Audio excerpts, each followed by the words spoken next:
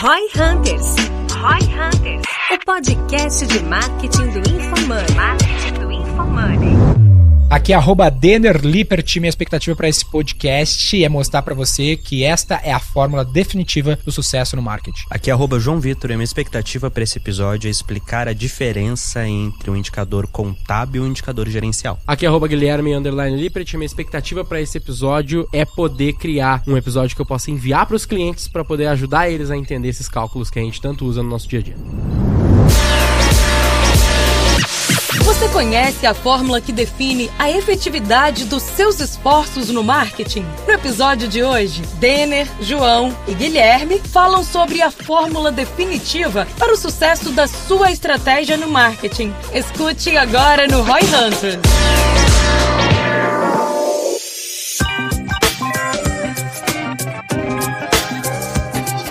Galera, o papo é o seguinte, ó. O título do podcast é para confundir todo mundo. ARPU vezes Gross Margin dividido por CAC igual a ROI. A gente na V4 interpreta essa como a métrica definitiva para julgar um bom negócio. Seria assim, o topo da pirâmide de um negócio de sucesso. O problema, vamos trinchar essa métrica e o valor que ela pode gerar pro teu negócio, mas já vamos trazer assim alguma questão conceitual que o João adora, que é a Daqui questão... a pouco talvez a gente até saia daqui com a métrica mudada aí, não sei. Não, o que acontece, aí é o meu ponto, ó. A gente não precisa passar numa prova de contabilidade. Então, tipo assim, eu não preciso saber o conceito que o Estado, por exemplo, gostaria que fosse. Preciso encontrar o meu jeito de ler o negócio que entrega um bom insight. Então, o jeito que eu gosto desta métrica é o fato de ela me entregar um bom insight. Tem jeitos diferentes e conceitos diferentes de construir ela, vão sempre inventar outros jeitos e ter outras formas. Depende para que padrão tu quer seguir, que tu pode amarrar, sim. Mas a minha preocupação é, eu tava pensando nisso pra minha aula do Growth desse fim de semana, que às vezes a galera fica perguntando assim na caixinha de perguntas essas paradas, cara, como é que calcula isso? Tá, mas entra aquilo outro. Eu fico, caralho, velho, tu não precisa passar na prova de contabilidade. Isso vai te gerar um insight que tu quer, sabe? Bota o custo do time de marketing no CAC. Eu falo assim, cara, que informação, que resposta tu quer do CAC? Tu não quer passar na prova de marketing, né, de matemática. Tu quer saber se eu alocar mais capital aqui vai voltar mais recurso? Vai. Então, puta, eu não coloco time de marketing, é o mesmo time, então eu vou colocar outros recursos, a não sei que seja comissão. Aí tu começa a criar a forma de construir aquilo no teu negócio. É que eu acho que assim, você tem 3 visões diferentes, né? Você tem uma visão que é contabilmente, é lei, literalmente. Tem uma lei que fala, acho que no Brasil a normativa é FRS 16, Estados Unidos é GAP, que é assim, esse indicador é calculado dessa forma. Tipo, você não tem escolha, é daquele jeito. Perante o Estado.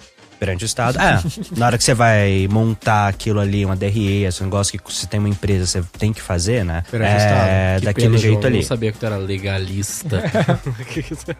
Joga o jogo com o manual de regras debaixo do braço. Faz parte. Aí depois você tem os indicadores que não tem nada a ver com leis, são indicadores gerenciais, por assim dizer, por exemplo, ARPU. ARPU não é um indicador contábil legal, ele é um indicador puramente gerencial, nenhum manual de contabilidade vai te falar sobre ele. Ou LTV também é puramente gerencial, não existe um indicador contábil LTV, ele é gerencial. E dentro desse gerencial você tem 2 formas de olhar, você tem a forma comumente usada, a maioria das pessoas usa esse indicador dessa forma, e você tem a forma que faz sentido pra você. Como ele é um indicador gerencial, você entra numa zona cinzenta do que é certo e o que é errado. E aí eu acho que o ARPA é um bom exemplo, um exemplo diferente é GMV.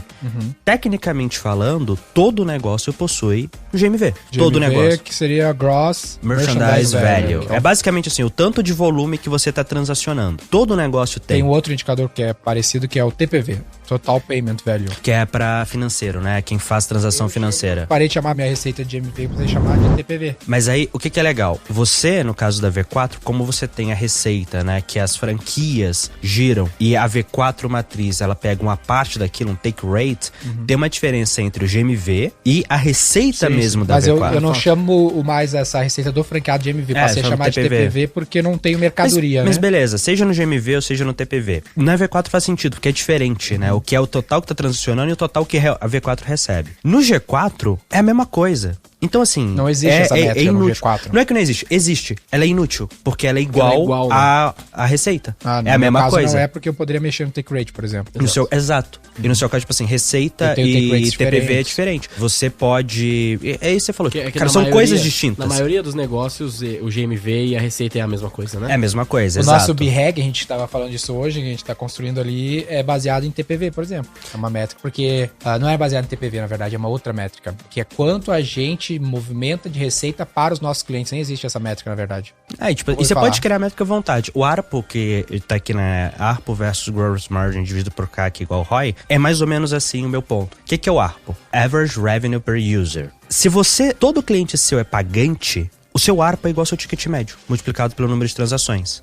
Isso, isso. É isso. Só que quando você pega o ARPU, no conceito mais geral dele, quando que ele é usado? Em empresas que tem quem paga e quem não paga. Exemplo, o Spotify, ARPU, né? Onde provavelmente você tá aqui. Ou o Facebook, né? Que ele tem o usuário que não paga e o anunciante que paga. Ele vai lá e calcula. O ARPU cada usuário não pagante me gera em tese quanto de receita, que é o total de receita dividido pelo número total de usuários. Então assim, todo negócio tem ARPU. Em alguns negócios, meu ponto é, foda-se. É igual todo negócio tem GMV, mas em alguns negócios, foda-se. Tem o ARPU e tem o ARPU com 2 P's, né? Tem dois Average Revenue Per User e Average Revenue Per Paid User, né? Por exemplo, Spotify. Aqui a gente tem 30% da base, 40% da base do Spotify que não é assinante. Se a gente pegar a receita do Spotify e dividir pela base total de usuários, seria esse ARPU com 1P, que é o total de receita por usuário. Se a gente... Seria tipo, sei lá, 30 centavos, sei lá, alguma coisa assim no tanto Spotify, faz. Whatever. Vamos fazer essa conta do Spotify. Vamos dizer que o Spotify fatura 100 e ele tem 300 usuários que usam a plataforma. Ele faz 33 de ARPU, vamos dizer, 0,33. Só que desses 100 e em cima desses 300 usuários, na verdade 200 só são pagantes. Então, ele tem 0,5 de ARPU com 2 P's, de payments. E você ainda tem a receita indireta, né? Que você tem o pagante, mas você também tem a receita de anúncio. Isso. Que é indireta. Enfim, então, o ARPU, via de regra, ele é muito útil quando você tem essa monetização indireta. Tem gente que tá lá, faz parte da sua base sobre a qual você gera receita, mas que não te paga diretamente, né? A pessoa não tá tirando dinheiro do bolso dela e te dando. Quando você não tem isso, aí a minha concepção, e por isso que não tem certo ou errado, mas eu acho que muitas vezes confunde, você tá colocando uma métrica a mais que você não precisa. Mas sabe por que eu explico essa conta assim? Pelo seguinte motivo. Porque a conta, na prática, certa, que todo mundo vai concordar, é que a métrica mais importante do negócio é LTV sobre CAC. Justo. O problema é que a galera acha que LTV é LT. O cara pega a receita, divide pelo múltiplo de usuários. Tem um vídeo do Nigro, inclusive, no YouTube, eu já comentei lá, que ele explica assim. Não é que é LT, né? Que é fatura, é como se fosse o faturamento, né? Que você usa a receita pra calcular quantidade, né? Seria meses. Ele usa só receita. Ele calcula a ARPU e chama de LTV. Esquece da margem de contribuição e aí... E aí a gente entra em outra coisa, né? Que é a margem de contribuição versus gross margin, como que você calcula. Mas peraí que a gente tá confundindo a cabeça da galera aqui pra caralho. Vamos lá. Por que eu fiz dessa forma? Porque ela fica estética, e é o primeiro ponto, que a métrica é...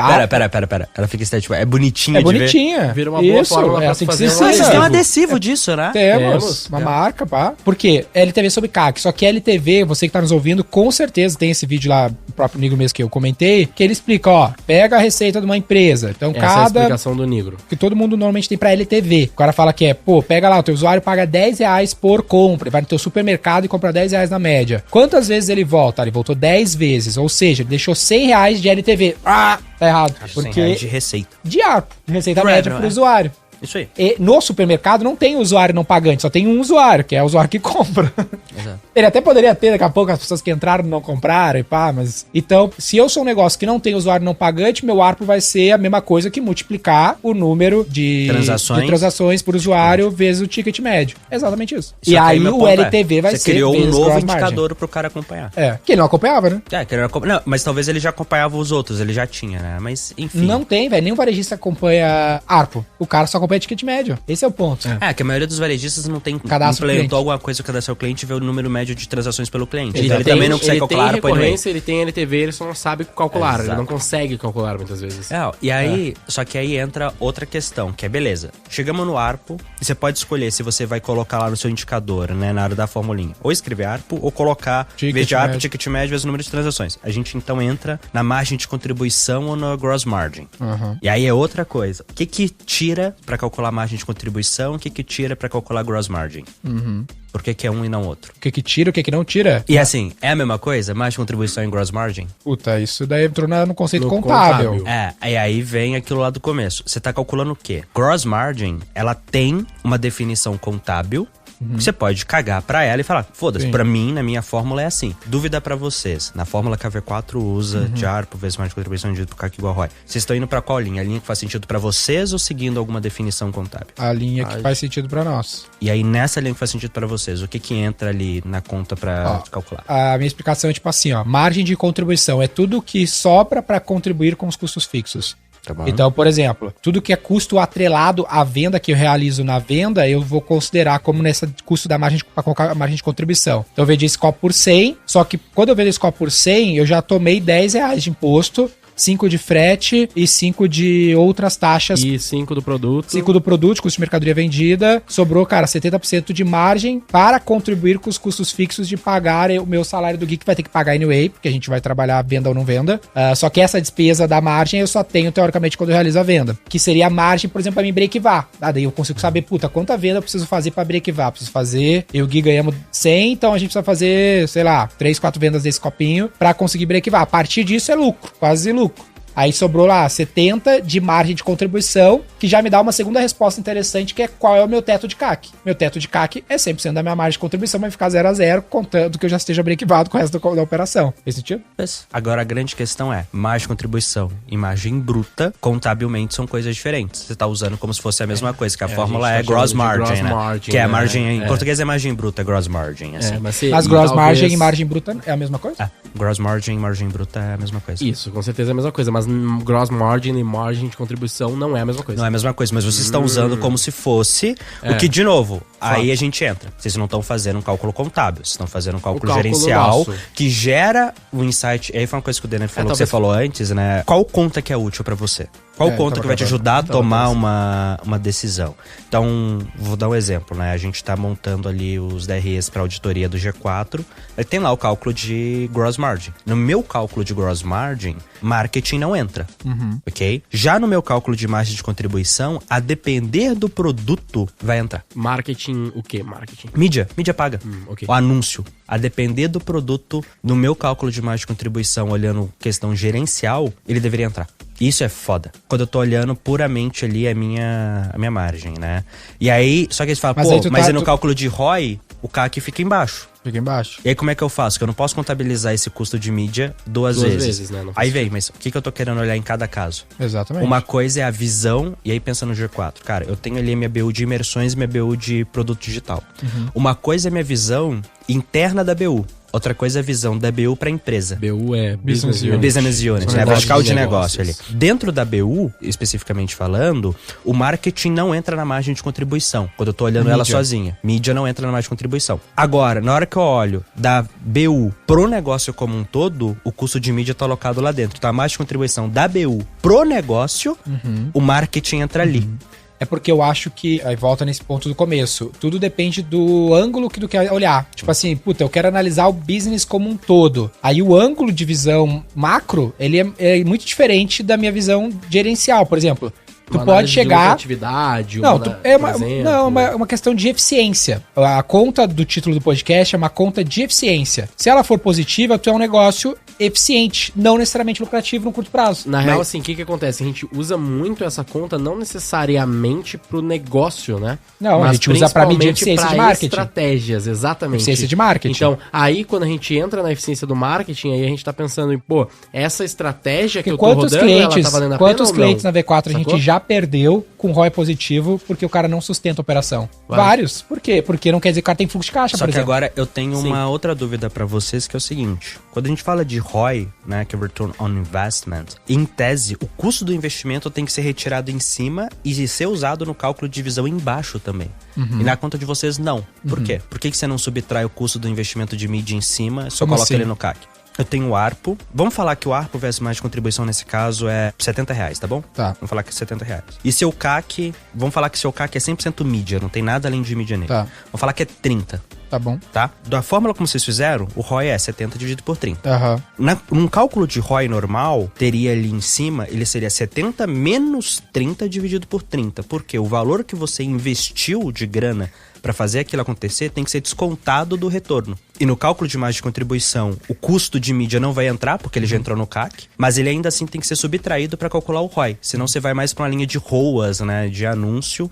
Aí talvez você deveria usar, em vez de ROI, criar um novo, ROM, Return on Marketing, ou algo do tipo assim, para calcular. Né? É que o ROAS é só de anúncio, né? Aqui na V4, basicamente, o foco é só anúncio, mas assim, isso é uma coisa que eu também queria entender, porque tecnicamente falando, o quanto que eu gastei, eu tenho que tirar para eu saber quanto realmente voltou. É que quando a gente faz essa conta, esse é um ponto que a gente já fez várias vezes, que é do cálculo tradicional do ROI, é pegar o retorno menos investimento dividido por investimento. Esse seria o cálculo tradicional. Retorno menos custo dividido por custo, uma coisa assim. Na prática, quando tu faz esse cálculo menos custo dividido por custo ou retorno dividido por custo, sem subtrair, a diferença do ROI, que ele é um número, né, de X vezes sobre investimento, ele é só uma vez, sempre. É só uma vez. Então, eu não vejo tanta diferença de subtrair ou não nesse caso, entendeu? A minha diferença de resultado, ela é fixamente 1. Quando eu faço ou não a subtração desse custo no cálculo. Porque você tá dividindo a mesma coisa, vai dar sempre vai dar 1. É tipo assim, ou é ROI 10 ou ROI 9, meio whatever. É que na verdade você deveria ver percentual, eu considero assim, ó, se a gente já teve essa discussão bastante tempo atrás, eu lembro, que tipo assim, a minha lógica é, hoje na V4, esse cálculo ele não faz a subtração. E a gente escolhe não fazer a subtração, pois aquele dinheiro que eu investi pra trazer esse resultado, ele retornou, certo? Se for 1, né? Se o CAC for maior, digamos, for menor que a mais contribuição, vai dar eu não diminuir o que ele tá falando, não de tirar esse custo do resultado, eu estou assumindo que esse dinheiro voltou e se eu parar aqui, eu retornei esse dinheiro e tá tudo bem. Sacou? Essa pelo menos é a minha lógica. É por isso que a gente escolhe não fazer a subtração do ROI, do custo, do investimento. A gente não faz a subtração do custo que a gente teve sobre o retorno, entendeu? Porque esse dinheiro voltou, a gente usou, mas ele voltou no resultado, entendeu?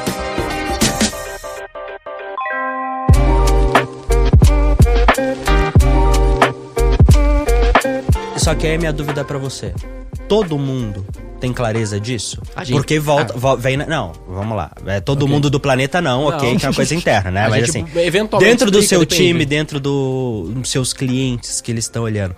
Porque a forma como você julga um número, se ele tá bom ou não, depende muito de como que você monta aquilo ali.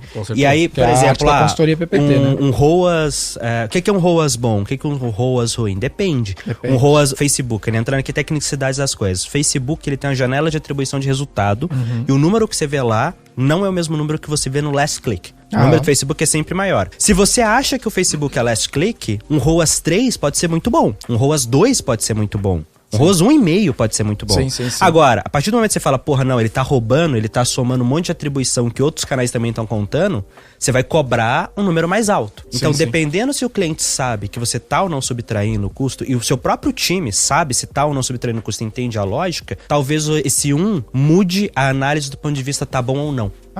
E aí esse aqui é meu ponto. Todo mundo tá ciente de como que a conta é feita, qual que é o conceito pra julgar o número corretamente? Porque vamos lá, quando a gente tá falando de um ROI 9 para 10, tá alto pra caramba. Porque quando a gente tá falando de um ROI 2 para 1, é outra história. Depende. Esse 1 de diferença no ROI 1 e no ROI 2, talvez nesse caso, o julgamento se tá bom ou não possa mudar. É que o resultado final, nesse caso, tipo assim, quando eu subtraio ou não, também tem a lógica de, tipo assim, o nosso ROI positivo é quando ele é acima de 1. No caso, quando eu subtraio o nosso ROI positivo, que está sobrando dinheiro dessa estratégia, ele é acima de 0, entendeu? Se eu tiver um ROI 0.5, significa que eu tive um retorno de 0.5. Não, mas sacou? O ROI positivo para um ROI satisfatório é coisa diferente. Sim, com certeza, mas é que na maior parte dos nossos clientes, eles precisam primeiro chegar num ROI acima de 1, entendeu? E tudo bem, assim, meu ponto não é esse, meu ponto acima é as de pessoas porque a gente não subtrai. Se as pessoas, vai ter gente olhando para esse número e tomando uma decisão com base nele, ok?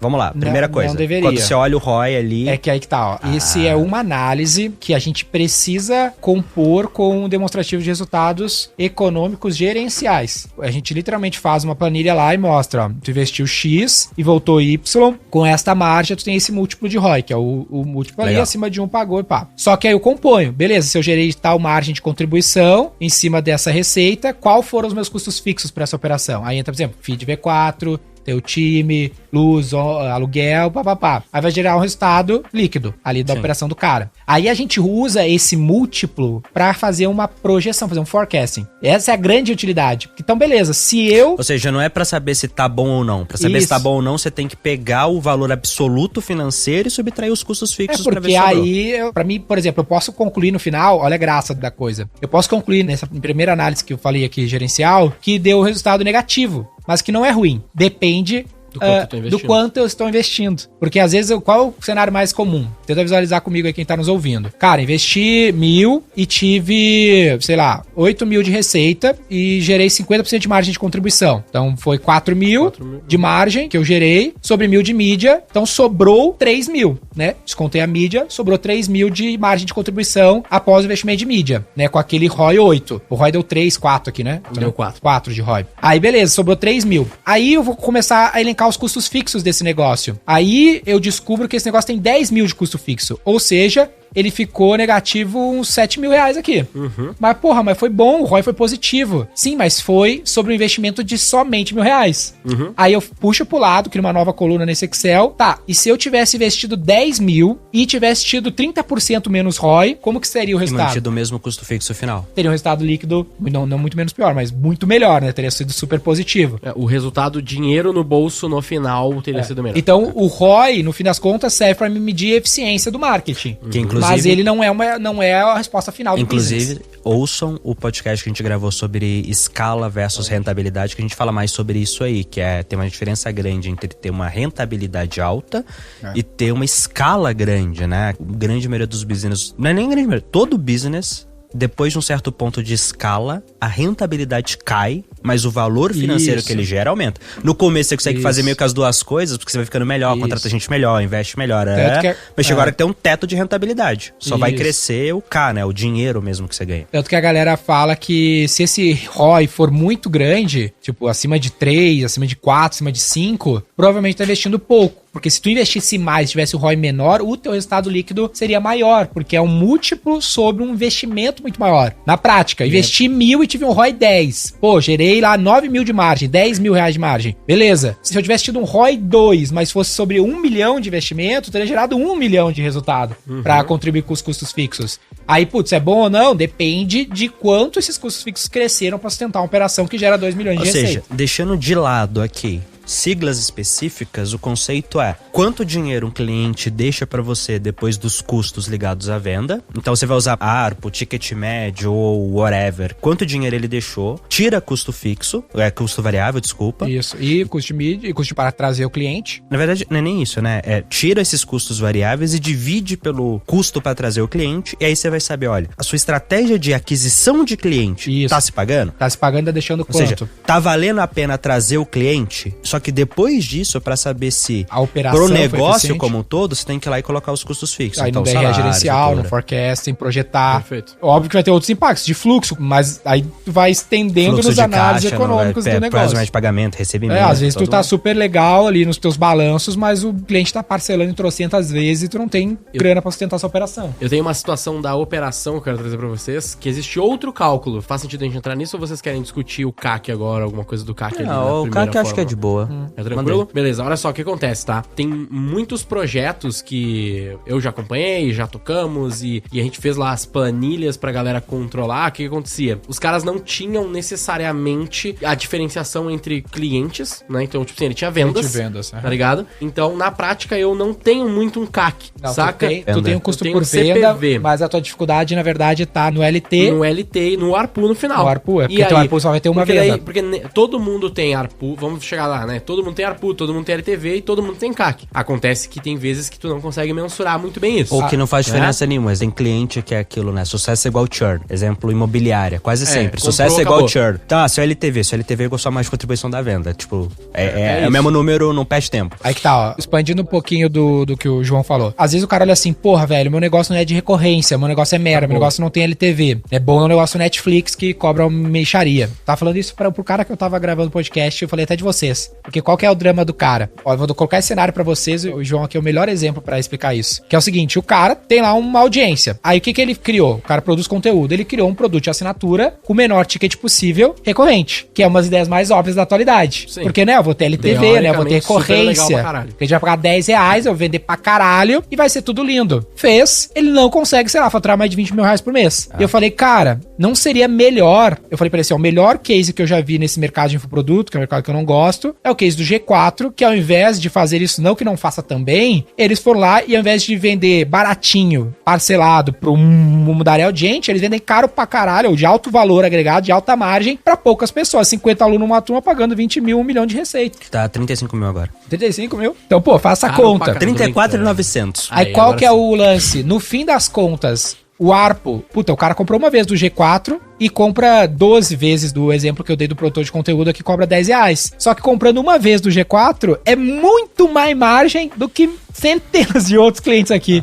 Então é melhor ser G4 do que ser um cara que vende e outra coisa, um monte de gente com uma micharia de eu acho que valor. uma coisa que muita gente confunde é a diferença entre assinatura e recorrência de consumo. Exato. Por exemplo, Rappi, ou Uber, ou iFood, não tem assinatura, até tem agora, Tem, né? Eles agora lançaram, mas todos eles têm. esquece o produto de Menos o assinatura, iFood. quase ninguém pega. Mas você tem recorrência de consumo, então o G4. Hoje a gente tem produto de assinatura, o G4 Skills, que são clientes lá Sim, e sim. tudo. Mas assim, a maioria dos meus clientes, eles não são clientes de assinatura, mas eles são clientes recorrentes. Por quê? Porque eu crio ciclos Sim. que estimulam ele a voltar e comprar sim. novamente. Mas mesmo que não fosse, como é o caso de uma imobiliária, ainda estaria valendo muito a porque a pena, porque eu ganhei margem- dinheiro pra caramba. o Arpo Exato. vezes margem de contribuição, mesmo que o cara não volte a comprar, compre só uma imersão de 35 mil, É muito bom. é muito alto vezes o custo de aquisição. E aí eu acho que você tem dois conceitos que é importante pra quem tá nessa situação que nem o do Gui falou. Primeira coisa, entende. O objetivo do seu negócio não é ter recorrência. O objetivo do seu negócio é gerar valor pro cliente e extrair o máximo de LTV possível. Exato. Via de regra, o que custar acontece... o mais barato possível nesse caso, né? pra eu tô ter pensando aqui do ponto de vista do modelo de negócios, né? Perfeito, O perfeito. custo pra trazer ele, aí já entra o modelo de aquisição, mas pensou só no Perfeito. modelo de negócio. Legal. Via de regra, relacionamentos longos te permitem extrair mais LTV. Vamos falar a real, G4, a gente tem lá nos cálculos, a gente tem 3 anos, a gente viu que o nosso relacionamento médio com os clientes hoje tem 18 meses, né? Pelo tempo médio que a gente tá com a galera lá, ele cresce, mas a média... Enfim, se eu conseguisse trazer esse dinheiro de 18 meses todo pro primeiro mês dele, é óbvio que eu faria isso. Sim. porque É a melhor você decisão paga possível. total. Porque eu reduzi meu risco, não sei se o cliente vai ficar 18 Só a meses. inflação, né? Só a inflação, só essas coisas. Tipo, a minha capacidade de investir essa grana pra crescer e tudo isso. Então, assim, É não muito, confunde seria as duas muito coisas. melhor, então, tu vender pra menos clientes, contanto que eles trazem valor no curto Só prazo. que tem um ponto ali onde você acaba equilibrando. Isso. Você fala, chega uma hora que não dá. O Dentro cliente do não vai te mercado dar tanto aceita. dinheiro de uma vez só. Você vai ter que manter um relacionamento Isso tem longo. muito Mas a ver o com o que eu ponto tava te é, falando da Magalu. não fica tão preso a querer ter relacionamento longo por ter relacionamento longo. O objetivo é qual o melhor modelo pra você gerar Extrair valor o pro máximo cliente, de extrair valor. o máximo de LTV possível no menor tempo possível. Vou te dar um exemplo bom pra complementar isso aí, que eu tava vendo o Barsi, que é um investidor aí conhecido, inclusive a Luísa foi nossa aluna no G4 Growth, filha dele, que ele tava falando de que ele nunca compraria Magalu e que a Magalu vai quebrar, só questão de quando. Que ele fala que qualquer business de varejo, de linha branca, os caralho, é um péssimo negócio, sempre vai ser, muito por causa disso. Que ele fala, o cara no Brasil, principalmente, né, tem histórico de quebradeira desse tipo de business, a história do Brasil inteira. Que ele fala, tipo, né, do jeito dele lá, explica muito melhor. Mas enfim, que o cara pensa, o cara vende uma geladeira em trocentas vezes, já tem margem apertada porque é praticamente uma commodity no ponto de vista do varejo. E ele parcelou em trocentas vezes. E ele vai, puta, beleza, tem um puta juros lá, mas, pô, só o que ele perde de valor desse capital no tempo, só com a inflação, já é uma merda de negócio. Ele tem que sustentar isso pra extrair valor, esse cara fica inadimplente no meio do caminho. Puta business complicado, é por isso né? que crediário lá você paga 3 vezes o preço do produto, porque você tá pagando pela inadimplência dos outros. Inadimplência aí, inflação. Tempo, né? Mas voltando, a gente ainda entra aqui, aí o Gui falou, né? Então vamos lá. Primeira coisa, ficar claro, galera, assinatura e recorrência de consumo são coisas diferentes. Esquece isso de assinatura só porque a assinatura é legal. Seu foco como modelo de negócios deveria ser extrair o máximo de LTV possível do cliente no menor prazo. Normalmente, relacionamentos longos e assinaturas tendem a ser um bom modelo para ter um relacionamento longo. Permite que você extraia mais LTV, mas não é porque a assinatura é legal, é só conseguir extrair o máximo de só LTV. uma das Às formas vezes é das milhares. vender mais caro uma vez só do que ficar pagando assinatura pequenininha por muito tempo.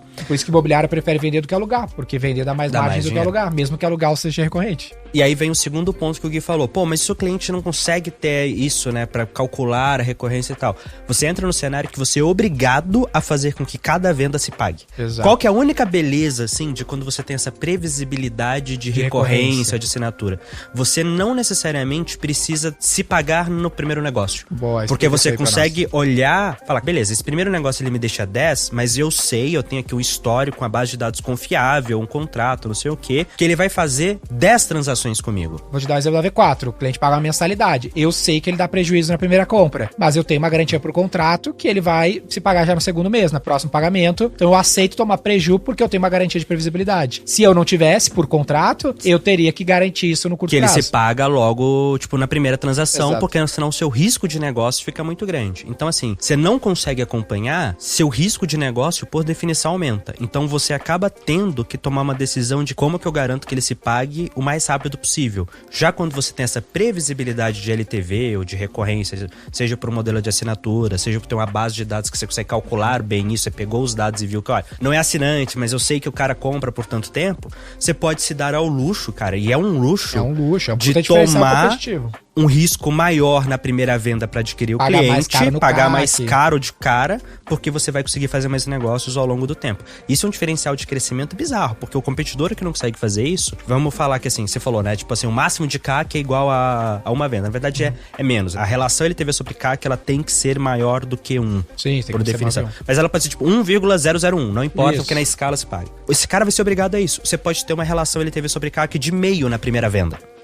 Por quê? Porque você Isso. sabe que esse cara vai fazer 6. Irmão, você pode pagar muito mais caro. Você vai outbid todo mundo e vai conseguir ganhar muito mais market share. Mas você só pode se dar ao luxo de fazer isso quando você tem uma confiança muito grande nesse faz resultado. sentido. Aí um detalhe também, assim, só pra deixar ainda mais evidente. Nesse cenário que o João tá falando, não quer dizer que tu tem uma relação de LTV sobre CAC 0,5, menor do que 1 Pra desse cliente. sempre, é. Não, Na porque primeira venda. daí não é LTV, né? É, o LTD, né? É, exatamente. Não é o ARPU vezes margem de contribuição. exato. É o valor que o cara deixou na primeira compra, mas tu sabe que ele vai deixar mais. Exato. A diferença é, quando você não sabe, você tem que considerar que o LTV Isso. dele vem de uma venda só. Isso. Quando Aí, você isso. sabe, você não precisa considerar que vem de uma venda só. Você vai pela média que você tem.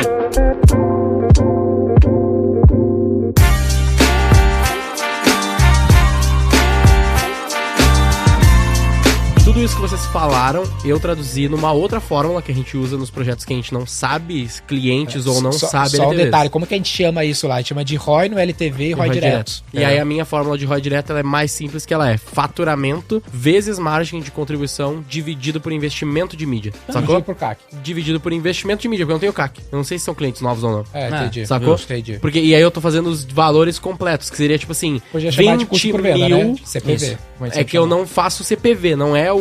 Ah, não é Mas por- vai dar é na investimento mesma. de mídia. É. Vai dar na mesma. Vai dar na Dá o mesma. mesmo, dá o mesmo Ele número. tirou o denominador de todo mundo. Tipo, ele não dividiu nem a Isso, receita total. pelo ticket médio, nem o Exato. outro E no pelo... fim, esse cálculo do LTV, ARPUs, o LTV e tudo mais ali que a gente falou, se eu tenho LTV 1, né, dá exatamente o mesmo resultado esses dois cálculos, Sim. entendeu?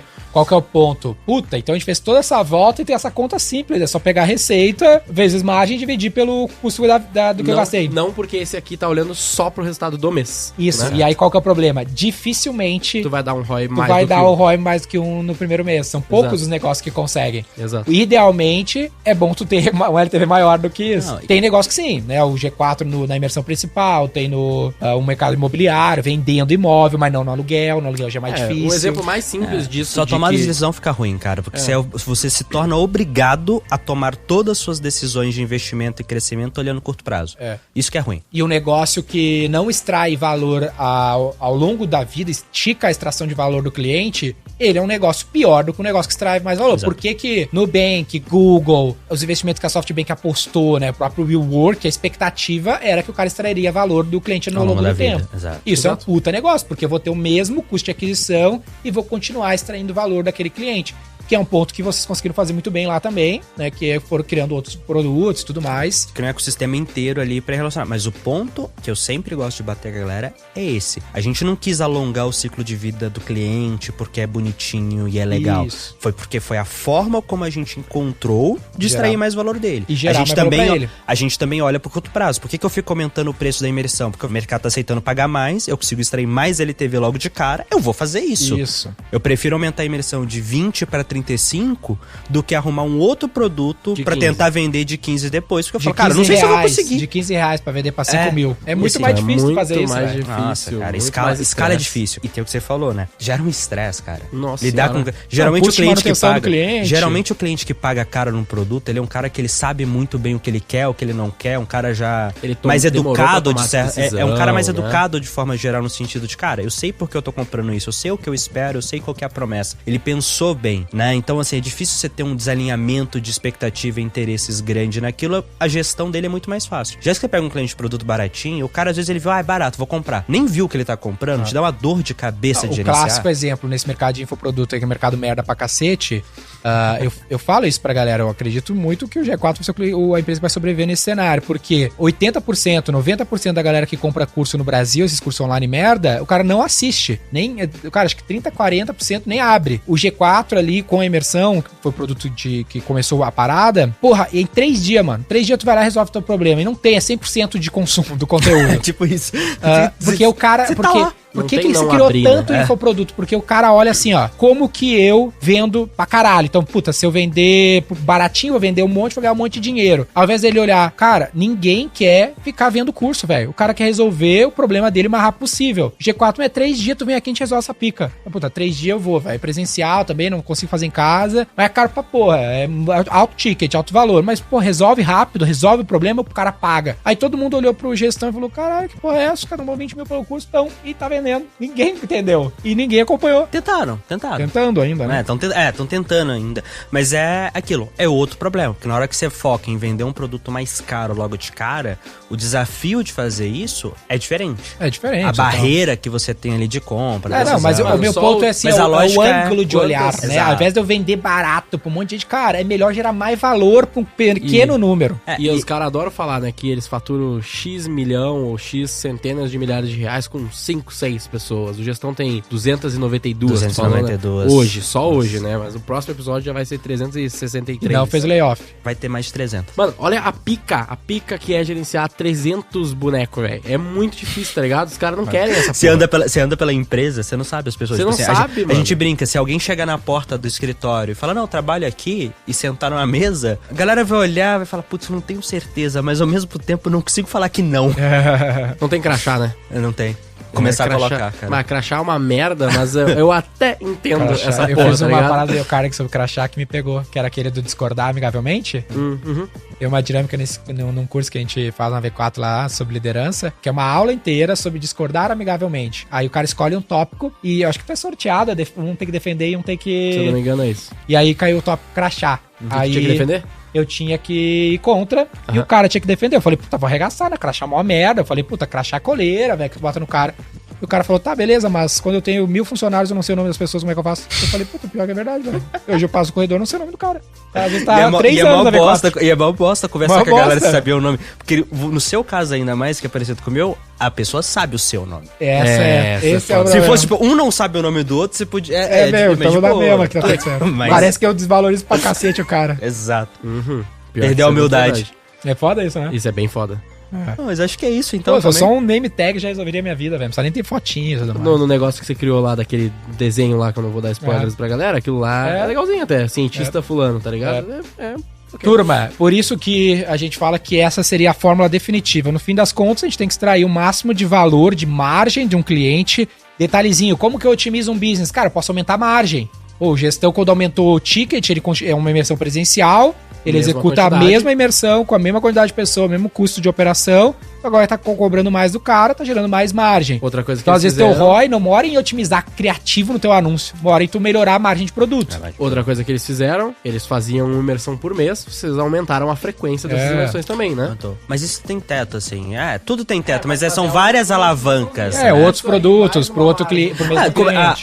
Os 4 vezes da V4 no fim do dia é É vender isso. mais. Vender o produto, vender para mais pessoas, vender mais vezes e vender pelo maior valor. É isso aí, cara. São os 4, assim. O G4 Além a gente disso, tenta. Então, não tem outra opção. eu criei mais imersões, aumentei o tamanho das turmas, mas assim, putz, cada uma até o teto dela. Até quantas imersões posso criar? Fui criando mais. Tipo, a gente O G4 seguiu. o G4 seguiu certinho. Tu vendeu. Da estrutura V4. Vendeu para mais pessoas. Fez Aumentou mais a quantidade turmas. de Aumentei turmas. mais turmas. Vendeu pelo maior valor. Tá aumentando o ticket. Vendeu mais vezes. Vendeu mais vezes, Que é o que que é você vai vender fazer a outros recompra. produtos. É isso aí, velho. Perfeito. Foi exatamente isso. Pô, parabéns, cara. Obrigado. Parabéns, passou no Manda- selo V4 de expansão. Manda Beleza, selinho, vamos Adriano. dar um selinho. Vamos dar um selinho V4 pro João. Boa. Boa.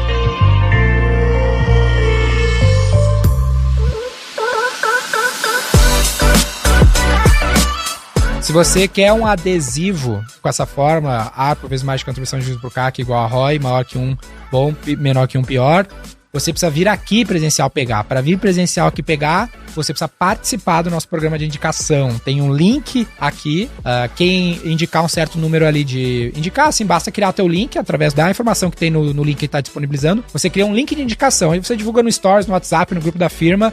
A galera clica para escutar o podcast. Cada clique para escutar o podcast, você pontua para estar nesse estúdio presencial em São Paulo, gravando com a gente. Vai ganhar várias coisinhas do Roy Hunter, livro assinado, cientista. Vai ganhar esse adesivo, ARPO vezes mais de contribuição de Vivo CAC, o Arroy. E também vai ganhar camiseta do nosso patrocinador. A famosa Minimal Club. E eles estão ali com o nosso código ROI20, né? O pessoal da Roy Minimal 20 é bom, hein, porra. ROI20, 20%. O cara que tem Roy 20, é um Roy maravilhoso, né? Lindo. A gente tem a Minimal Club, patrocinador aí, único por enquanto, exclusivo aqui do Roy Hunters, com o cupom ROI20, ROI20, o numeral 20, o número 20, pra você ter 20% de desconto na sua primeira compra. Camisetinhas, maneiras, Camisetinhas só estão uma olhada. sempre aí usando, sempre Tá aqui uniformizados. Boa.